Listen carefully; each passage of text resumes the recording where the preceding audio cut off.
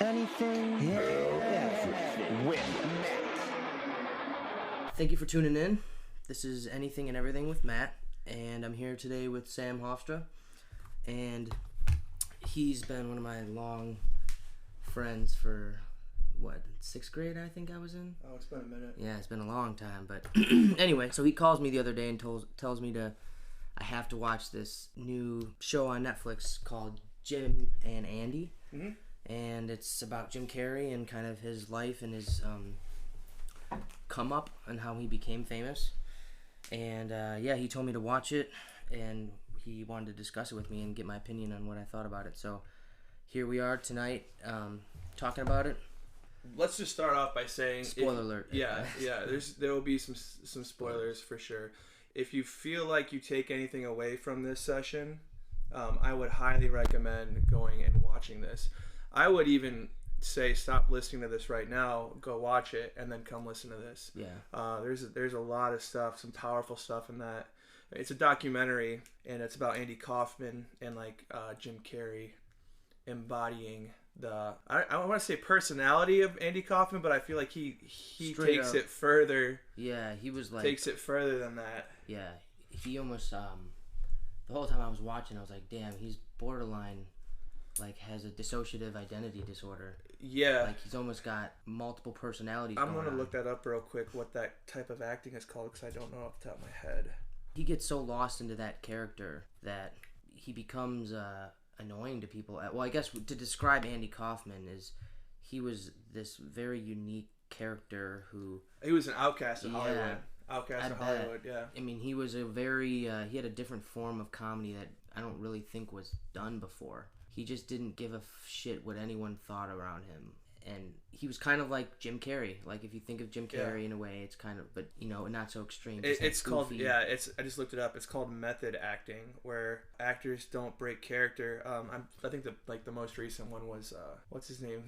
Jared Leto, yeah. For Suicide Squad, which was just a fucking pile of shit. Didn't he send the cast members? Yeah, Will Smith. I remember watching an interview with the whole cast. Did you watch interviews with him? I know, but I think I've heard clips of it. If you watch interviews when they were doing the promotional tours for Suicide Squad, Jared Leto was never in any of them. I don't know why. I don't want to say it was because there might have been maybe some animosity with him in the cast, but I heard he sent some fucked up shit to those people, the other actors. You get lost in those characters and stuff. And I think if you're a vulnerable type of person... Well, think about the shoes he had to fill, though. Yeah, for sure.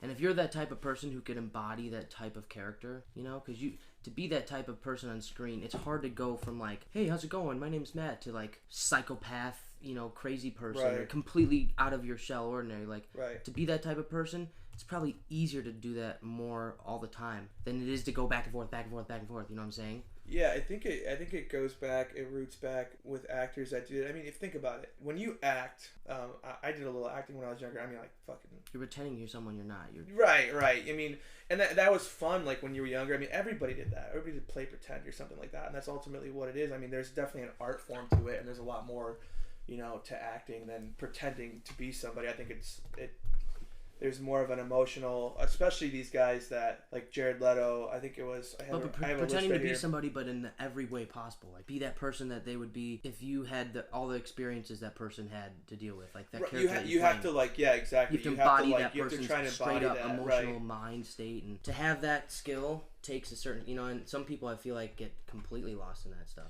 Yeah, I actually got a list right here of people that have done that. Daniel Day-Lewis, I don't know if you know who that is, but...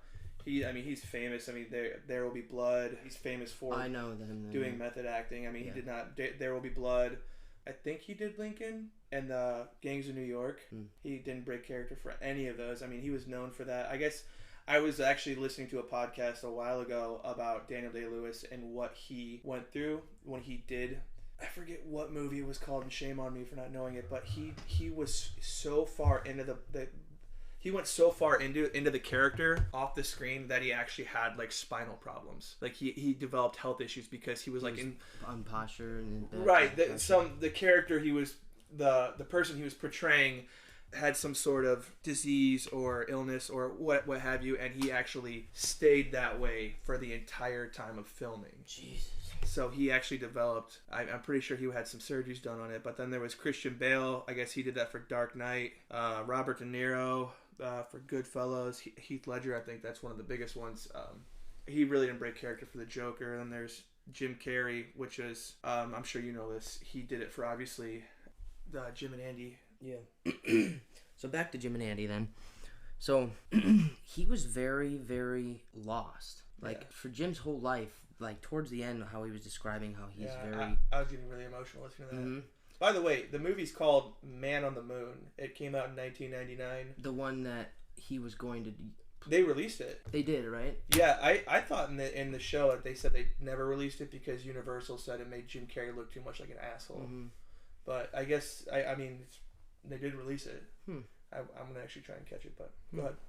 So, I guess first off, one of the good quotes I heard from Jim. There's a lot of good stuff. He was talking. He said, "Who do you know? You know, even when they're right in front of you." Right. Like he was talking about like who we are inside. I guess is so different than who we portray ourselves as. Yeah. And even if you think you know somebody, you really don't. And to think that we're all like living in these fake personas of ourselves or people we want to be, or like these images that we think we have to be, can really have a number on a lot of people, and could be maybe why a lot of people are so unsatisfied or unhappy. I think that's something that, like, me personally, I know I struggle with that. I think when I had my band, my metal band back in the day, we wrote a song. It was one of the I hate the song. I hate it, but one of the lines was "Take your mask off and look in her eyes." I don't remember the rest, but the line was "Take your mask off," because the whole song was about just putting on a front so that so you could satisfy the people. You know what I mean? About putting on a front so people would see what they wanted to see, not what you wanted them to see, not who you were. I think I've struggled with that a lot too, and we're all still growing up a lot, and we have a lot of growing left to do. So I used to say this quote that I made up: "True self suppressed by ego." You know, like your ego completely suppresses who you really are inside. Yeah. And like then that's why so many people wake up with jobs or in places in life and they aren't happy with. Or right. That's my biggest fear in life. How the fuck did I get to this point? That's my biggest fear in life. It's because you weren't doing what made you happy. Yeah. It's because you weren't following what made you happy. And I don't know. Do you think Andy Kaufman was funny? I do. I want to say I understand him. I understand the humor. But I think that I don't think I truly understand him. I don't think anybody understood him. I don't think Jim Carrey really understood him. I feel like he was funny at the time when nothing like that was happening. Now there's so many weirdos like that. Andy Kaufman spawned comedies such as The Office. I just keep going back to The Office. Just like that dry humor. It's that awkward situational humor that's like really like, I love The Office. For those of you who don't know me, I have watched The Office. I think you do too. Yeah, I watched it. When I finished The Office, I started over, and then I watch a series in between that, and then I go back to it, and then I go start another series where I watch a movie, and then I go back to it. I probably watched The Office. I've watched like 6 I'm talking like every season at least 9 or 10 times. Yeah, I've seen a lot. So Andy Kaufman spawned comedies like that. That's like situational humor because he was a Hollywood outcast. You know, he did everything he wasn't supposed to do. And I don't think he did that on purpose. I just think he just didn't care. Because if you watch, like, in the show, his group of friends, like his closest friends, managers, girlfriend, or what have you, when he said he had lung cancer, spoiler alert, Andy Kaufman gets lung cancer, sorry. Like, they were all like, okay, Andy, this isn't funny anymore. That's not, you don't joke about that. That's not funny. Like, he didn't have a line, you know what I mean? He would constantly just push everybody as far as they could, and as soon as he said he had lung cancer, they were like, "What? Okay, this is the line. We're not. This is it. We're not taking any further." It's like, no, I really have lung cancer, and it took them days to realize he wasn't kidding. Like, that was Andy Kaufman's humor. Andy Kaufman never got out of character. He created these characters just out of nowhere. I don't personally know. I'm sure somebody listening to this probably knows way more about Andy Kaufman than I do. But as far as I know, he created these characters, and then he just stayed in these characters. So I think that method acting truly, truly came about with Andy Kaufman. At least I don't know of anybody else doing it before then. I'm sure there were, but I think that like spawned actors like Jim Carrey that just wanted to be wild. You remember watching in that show, like when he would go on set, like he would do interviews, and he was drunk on that one interview. Well, he said he was drunk, and then he said, "I ought to hit you, you black bastard." Mm-hmm. And like his manager is sitting in the back, like, "Oh my God, he went too far. He went too far this time. His career was gonna be over." Yeah, he went too far that time, but he just wouldn't break character. Mm-hmm. And I just thought that was what Andy did. I think Andy broke that barrier. Yeah. There's this thing called, I want to say, cacophony. I have no idea what that means, and it sounds like you just gagged. I think it's called cacophony, and I'm pretty sure that's like a society that live this lifestyle where they're so themselves that they almost make you uncomfortable. It's like that comedy that you're talking about, right? But like this comedian Duncan Trussell, Duncan was saying how he's a part of this group that gathers and does like random shit. Like they'll all gather and go into a bar and they'll all be dressed in their PJs. Yeah. And they'll like go and sing a song as a group, like carol, and just something really stupid and random. But basically what it does is like it makes you check yourself. It makes you realize, damn, like a lot of people sitting there watching someone act like that think like, look how much they don't give a fuck. It's almost inspiring sometimes, Like I feel like most people want that though, and that's deep down they do, but they look at themselves and they're down in these shackles or in their tuxes or these suits, and they realize they can't act like that. But deep down, we all want to like be that person, that free spirited person who doesn't give a shit about what other people think, Right. I feel like I see that a lot in public, and I'm even accountable for this. When people do that, they're just free spirits, or they're their own person. They really don't fit in, and they don't fit in. And I'm not talking about like this weirdo type of person. I'm just talking about this person that really doesn't care about what other people think. They don't care about how they dress. They don't care about like the rules of society. They don't care about, they just don't care. But they're at peace. Mm-hmm. And I feel like a lot of people that see these kind of people out, they get bashed, Mm-hmm. And I guess I'm definitely accountable for doing that. But at the end of the day, I mean, who goes to sleep happy? I mean, that's such a horrible thing to say, but it's true. Oh, I know. It's a terrible thing to say. So many of us don't do that. And the reason behind that, I was kind of all over the place with that. I apologize. But the reason I say that is because I feel like I catch myself doing this. I'm like, damn, I wish I could do that. You know what I mean? Mm-hmm. And I mean, you know me pretty well. Most people that do know me on this, listening to this, know that I have tendencies to do that, to just be that person. But, growing up and becoming, we had that whole conversation the other day about that. But I'm definitely more reserved. But when you become more reserved, or you become something that you're forced to become, then you start to hate yourself. Mm-hmm. I'm not saying I hate myself. I'm just saying you look at yourself in the mirror and you're just like, damn. I get that. Like, I always wonder why you can't act like... Have you ever had someone really close to you that you could just completely act yourself around? Oh, yeah. Like, that you feel completely comfortable with anything around? Yeah. Like, why can't you have that comfortability with everyone? Like, why does it have to be others more than others and certain people? Well, I think going back into the Andy Kaufman show, like, I just think that he embodied that. Like, that was him. It was. And that's, like, fully him. And I think... I've been hearing people talk about what has happened to Jim Carrey, what's going on with Jim Carrey, and this is like the one thing I'm going to say about it, okay? Because I don't know the guy personally, obviously. I think watching that show, listening to Jim Carrey talk, listening about his background, listening to him talk about doing this movie, and just listening to him where he's at now, I think he's happy. I don't think he's out of his mind. I don't think he's loony. I don't think he's off the deep end. I think he's at peace. Yeah. I think he found it finally.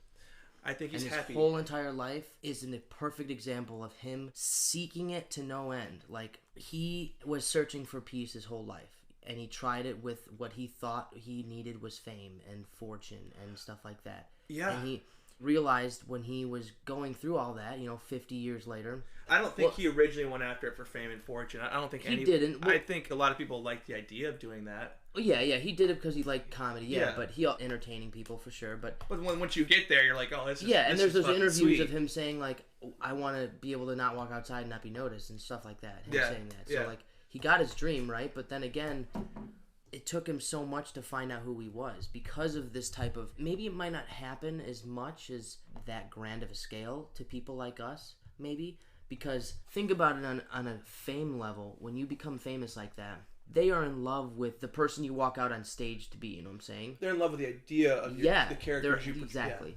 Yeah. And like, if this is just completely fake and you're actually a different person inside and you love fucking bird watching and you know, like, if you're just a completely different person than everyone thinks you are. I've met some pretty fucking cool people that bird watch. You're just going to be, like, very, you know, unhappy. You're going to realize eventually that you're holding back a lot. Or, like he did, he found out who he was. Like, he says when he was Andy, when he was playing Andy, he was on a vacation from Jim Carrey. Do you remember when people would go up to him off set or even like in between takes and they'd say, all right, Jim, we're going to do this scene next. He's like, Jim. Yeah, he wouldn't break character. Who's Jim? Yeah, it was crazy. He didn't do... He left set. Yeah. He still did that. He would talk about how he was sitting at the beach or at a restaurant eating fucking breakfast, and while he's clearly playing Andy, but he was saying that Jim Carrey was gone. He was like somewhere else. And that's what made me think, like, does he have like multiple personality? Like, no, but that goes back to what we were talking about in the beginning of this. Yeah, it's fully embodying that, you know. You have to almost like you fucking method acting. I think is I would love to do that, right? I would love to be able to do that, but I think you have to commit so much of yourself to when you do that most people I don't think could. Yeah, I'd want to method act like for like a really healthy, awesome fucking, you know, like completely like do it for the positive reasons. So what I was talking about with the vacation, right? This is a quote. He said when he was playing Andy, he was on a vacation from being Jim Carrey. Meaning he was describing it how when he was playing that person, that carefree person, and he didn't have to go back as Jim Carrey, he was happy, he was content. He felt free, and he said he felt sad that he was leaving that role, you know? Jim Carrey was still there. Like, you remember when he was talking, like, when he was... It was like Jim Carrey was screaming for help, all the subliminal signs that he was saying. Right, he was there. I mean, he even said himself, like, he's like, when I was doing this, I was like, man, was that one too far? Mm-hmm. Did I go too far that time? Or I think I might really get in trouble on that one. Yeah. Consciously, I don't think he was actually somebody else. I just think that he wanted to be somebody else so bad. I definitely don't think consciously he was, but when he talks about how, like, when we were saying he fully embodies that other person, when he was doing that, he at the time was not Jim Carrey. Like, he can literally do stuff that Jim Carrey couldn't get away with. Do you remember he was saying in the show, he's like, I was chain smoking every day. He's like, I don't even smoke. No, yeah, I was like, oh that. My God. Yeah, it was changing his behavior, making him do... I was like, oh my God. So he can do things, you know, that he can get away with things that he was literally free. He was not following any rules. He didn't have to. Yeah. So, I don't know, it just seems like that's the whole thing that he talks about with his ego. Like, that made him realize that, like, Jim Carrey was just another character. And it was just another character that he didn't like playing. You know what I'm saying? That was incredible when I heard him say that. Yeah. It was just, I mean, there's a lot of stuff that Jim Carrey said in...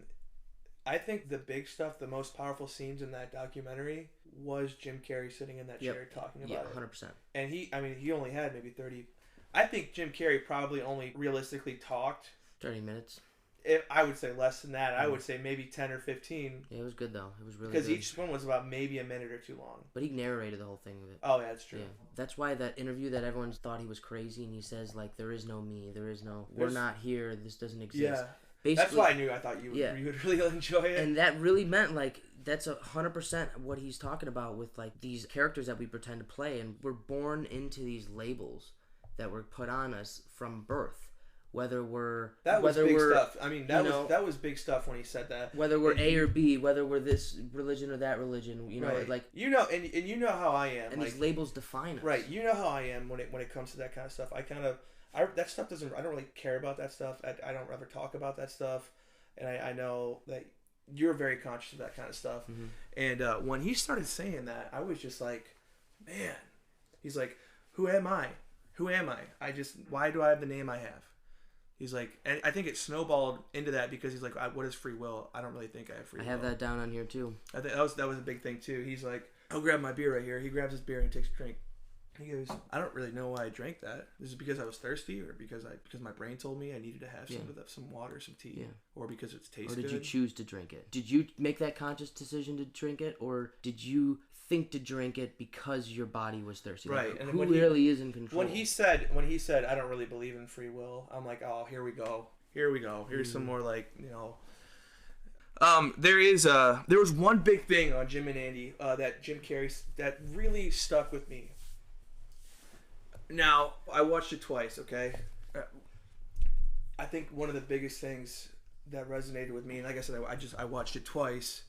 He was talking about his childhood and how he was taking up acting and how not everybody was like his family wasn't really for it, right? Mm-hmm. And he said something that was just resonated so deeply with me personally, where he said that he was talking about how everybody has their 9-to-5 job, right? And how we were talking about this earlier in the recording, and these people have their 9-to-5 job and they go to work because they went to college, because they were told to go to college to get the job that they don't really want, but it pays their bills. And they just do that. They work at this job they don't want for so many years, get a nice pension, get a nice retirement fund, and then they're 50, 60, 70 years old, and they're sitting on a nice stack of cash, and then they're like, well, where the fuck did my life go? You know, I got a nice retirement fund now, and I can retire comfortably, but like for me it's about memories, and like I think Jim said that too. It's about the memories you make during that, and people are so against you doing what is not the norm. Andy Kaufman, right? The outcast of Hollywood during his time. And Jim just talked about how he just would rather fail at something he loved doing. I have it on here, yeah. He would rather try and fail at something. Not try and fail, but he would rather do something. I have the quote actually. Do you? Yeah, read the quote, please. It says, "You can fail at what you don't love, and you can fail at doing something you love. So there's really no choice to be made. You know, you could fail at both things. Yeah. You could be doing something in life that you fucking hate waking up for, or you could be striving for something that you don't necessarily even want. It's just going to be good money, and you can still fail at that. Your job can still fall under, and you can get kicked to the curb. You can still not make it. You can still get drug tested and busted. You know, there's still so many things that someone can do that they can fail. You know, you can get hurt. You can get injured. You can lose your family. You can lose. Why, if you can fail at something that you don't even love to do, then why not at least fail trying to do something you do love to do? Right. You know, and that makes more sense. I had to write that down because that makes more sense. So I think you and I are like, when we saw this, we were like literally on the same page. Mm-hmm. Whereas you and I don't necessarily share the same views. We share the same passions and the same thought process when it came to this. But that's a reason why I've never been able to find a job that I like and find something that I've been interested in. Like, it's because like I love talking to people and I love teaching people. I love, you know, I love to open people's eyes to stuff that they, you know, never knew. And I think a lot of people don't want to accept it. A lot of people, when it comes to things they don't understand, because they're scared. I think a lot of the times they're scared and they don't know they are, because they're scared. I would agree with that. They're scared to fail. They're scared to fail to do something that they don't think. If you look at the chances of it, what they want to do might be statistically harder, or might be less of a chance that they would succeed. You know what I'm saying? Right. But when you start talking, when you look at the numbers and you say, like, I'm gonna guaranteed as soon as I graduate college, I'm guaranteed a job at this firm and blah blah blah blah blah. I'll be working, making 6 figures, but I'll be working 80 hours a week. What in the fuck? So you're gonna go to your house that you pay for like how many more hours, and you're gonna half of it's gonna be sleeping. Like you're barely gonna be at your fucking house. Yeah, I hear a lot of people say this. You're working to have an empty house. Right. I hear a lot of people say this, like, you got a family? No. You got a kid? No. You got a girlfriend? No. You're just doing work? And I'm like, yeah. They're like, oh yeah, make your money, make the money. Yeah. Well, yeah, I want to make the money, but I see kids just fucking working themselves to death, man. And I work a lot. Mm-hmm. I work a lot. But I don't know. I do what I need to do to get by, right? And I probably could work more. And it's not because I'm lazy. It's because I want to do stuff with my life, you know? Mm-hmm. I want to do what Jim Carrey did, you know, and just get outside the norm, you know? Mm-hmm. But when they were done shooting it, Jim said something that was super, super powerful. And it was like, well, I guess I have to go back to being Jim now. Mm-hmm. I'm not really sure how to do that. I was sitting there and I'm like, what do you mean you don't know how to do that? Then you think about it. You just sit there and you think, like, what do you mean he doesn't know how to do that? What do you mean he doesn't know how to do that? And then you keep thinking about it and thinking about it, and it's like, holy shit. Eventually you step away from yourself. You literally... Right? You think about it, and it's just like, if I went and played Matt Richardson in some fucking movie, and then I came back, and I didn't know who Sam was anymore. You have to remember how you used to act. Exactly. What are my mannerisms? Yeah. How was my personality? How would I react to this? How would I react to that? You created those behaviors and habits for yourself that you were right, and that's oh my god, that was just so crazy to hear trippy, that because isn't he it? didn't. Yeah, you don't need to take psychedelics for that shit right there. It's and think about it. Think I mean, it's just like yeah, you're right. Like it's trippy to think that Jim was just the same thing, but he just got it since birth. He just put so much effort into becoming Andy Kaufman that he became Andy Kaufman. In the very beginning of the documentary, he said that, and this was a little out there for me. This was the only thing I thought that was a little too out there for me in the beginning in the documentary. He said that Jim went to the beach or a lake house or something before he started shooting the movie. Mm-hmm. I apologize. I think it was a beach or a lake house or something like that. But he said he's looking over the water and he just felt Andy there. Yeah, that trippy moment he talks about. Yeah, he felt when Andy there, and then Andy said, "Okay, I got this. You can go now, Jim. I got this." Mm-hmm. And Andy what? Fully embodied him at that time. What? Yeah, sounds crazy. I don't think like the spirit of Andy Kaufman took hold of Jim Carrey. I don't. But I think that there was some align the frequencies right. I don't know. That's above my intellect. That's not for me to say. I have no thing. I have no. I don't even. It just blows my mind thinking about that. But it's just. And when he said that, I was like, okay, here we fucking go. Jim Carrey's on drugs. Jim Carrey's doing this. Jim Carrey's doing that. And then you sit there and you watch it. And you watch Jim become Andy Kaufman on and off set. Especially off set. Mm. And I'm like, what the fuck? How do you just do that? Yeah, it's strange. How do you do that? How do you take the personality? I mean, how old was he when he did that? Early 30s? Yeah, at most. You know, at the end, the only thing that not threw me off, but he gave a really good analogy point. He said something about how, like, maybe I should embody, or maybe I should act like Jesus or something. Yeah, right at the end cut. Mm-hmm. And so Jim Carrey was 37 years old when he shot that. Jesus Christ. Man on the Moon, right? How do you take a personality that you've developed, as an individual developed, for 37 years? 37 years! Well, I think it was easy. And you set it aside. You just set it aside. I think because he was playing Jim Carrey every day. I think there's someone else. Like, he talks about it. Like, he finally found himself, right? Right. Which who he is now. And that's who he always was. But he said he was playing as Jim Carrey was just another character. So that's why he was able to take on like that other role and put Jim Carrey aside too. Like my point to that was he didn't think like that in 1999. He was one of the biggest fucking names in the 90s. But don't you think deep down though? I'm sure deep down he had like, you gotta definitely stop smiling, and stop joking around like to his close friends. I'm sure. Family. I think deep down he had some definite like behavior changes when he was behind closed doors. It's just that documentary changed me. Like he said, when there's 1,000 people in front of him, he goes away and Jim comes out. Like it's kind of like his amplified persona of himself. The man of 1,000 faces. I mean, he said it so perfectly, and this was like, I related to him so much, man. Again, if you know me, like, I like being a fucking goofball. Mm-hmm. I will say the wrong shit, I will say the dumbest things in the most serious of situations because I know it's wrong, but it's funny. Mm-hmm. And I'll get flack for it.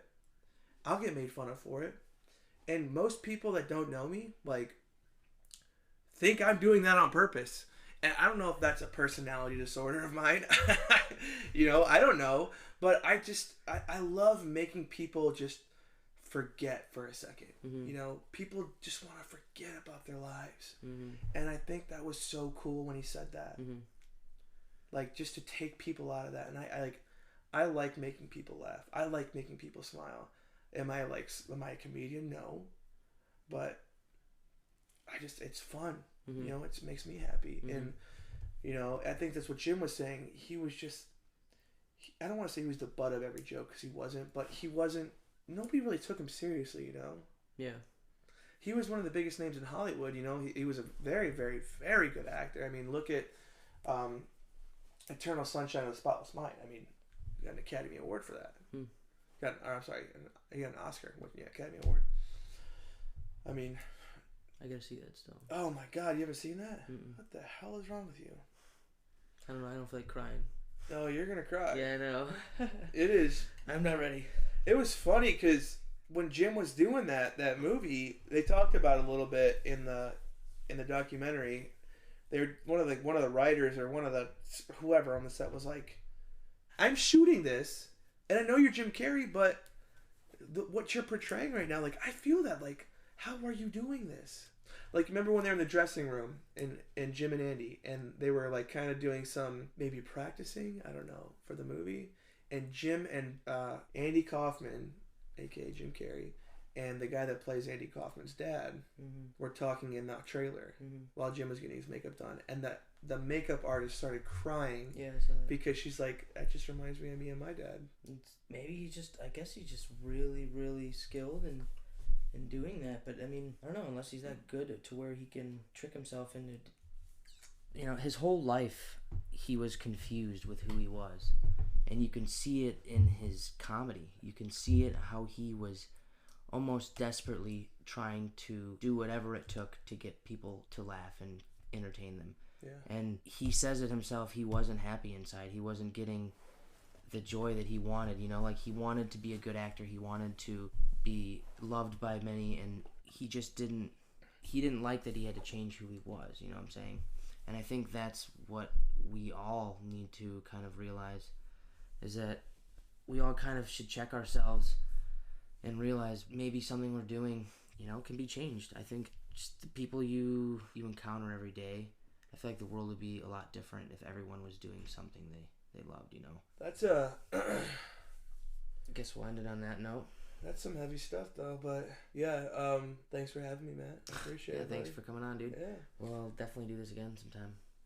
We need to. We'll pick another topic and take me out for drinks and maybe dinner, and we'll just see where the podcast really takes us. Sounds good. Anything? Yeah. With Matt.